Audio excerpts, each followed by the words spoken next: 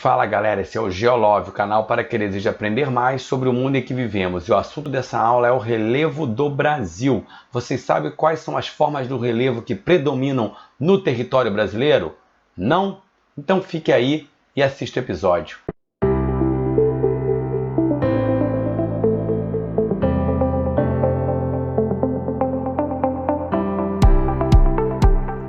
Fala galera, sejam bem-vindos a mais uma aula do nosso canal. Mas antes de começar, não deixe de inscrever-se no canal e ativar o sininho de notificações.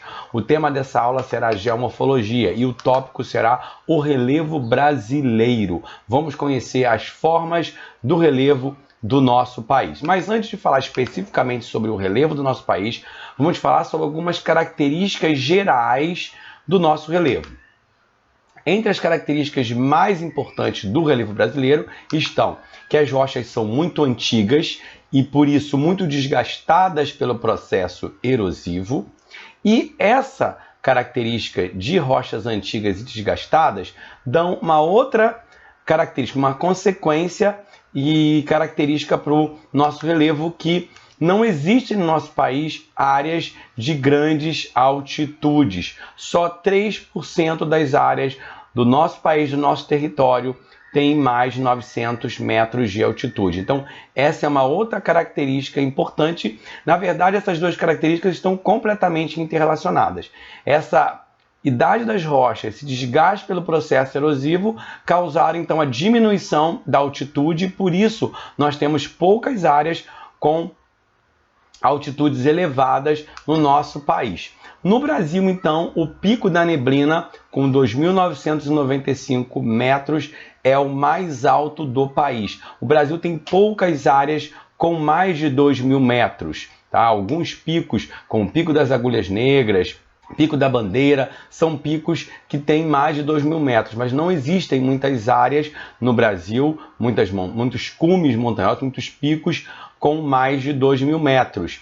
E, como nós vimos, o pico mais alto do Brasil nem atinge a altitude de 3.000 metros. Então, essas são características muito importantes e que você precisa saber do território brasileiro, características gerais. Agora vamos ver quais são as formas do relevo do nosso país, que existem no nosso país.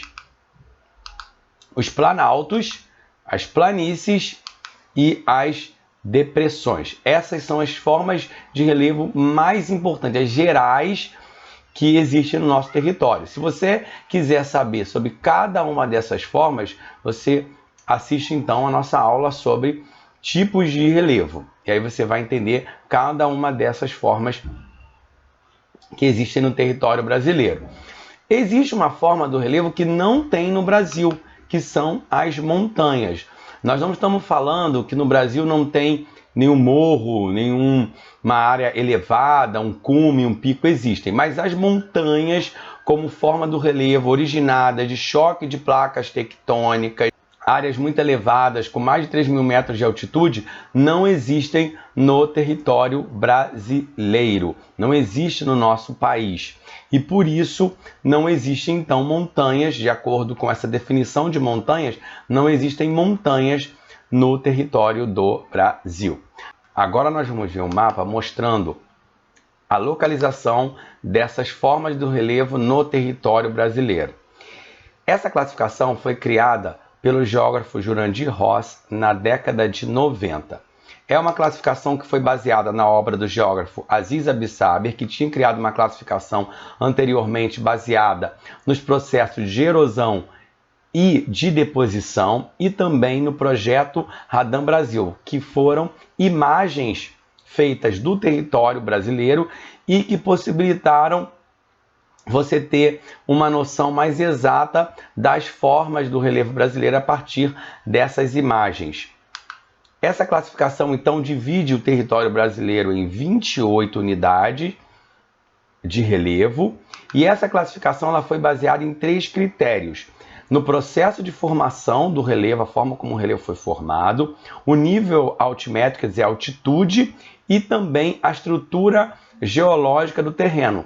Se aquele relevo ele era originado a partir de um escudo cristalino, se era a partir de uma bacia sedimentar, ou se era um dobramento moderno, que no caso do Brasil não existe, então, dobramentos modernos. Então, essa classificação do relevo brasileiro vai... Aqui nós estamos vendo nesse mapa o nome, né, as 28 unidades que compõem essa classificação feita pelo geógrafo Jurandir Ross. É interessante notar que nas classificações anteriores o Brasil tinha muito mais planície do que tem nessa classificação aqui. Nessa classificação fica claro que o território brasileiro é composto, principalmente o relevo brasileiro é composto por planaltos e depressões. As planícies, elas ficam restritas principalmente às áreas próximas ali à planície do Rio Amazonas, a planície litorânea e aqui a região do Pantanal. Então você tem poucas planícies no território brasileiro. E o território brasileiro é formado basicamente então por planaltos muito importantes e por depressões, tá bom? Nós não vamos falar especificamente, analisar especificamente essas depressões, essas planícies, esses planaltos, porque o nosso objetivo com essa aula é dar um panorama geral do relevo brasileiro. Se você quiser, você pode se aprofundar, observar a localização dos principais planaltos e das principais depressões e planícies que existem no Brasil. Mas nessa aula nosso objetivo é mostrar de uma forma geral as características do relevo brasileiro. Eu espero que você tenha gostado dessa aula, entendido o assunto. Se você gostou, dê o seu like, ative o sininho de notificações para que você possa saber das nossas novidades, se inscreva no canal e até a próxima aula. Saudações geográficas!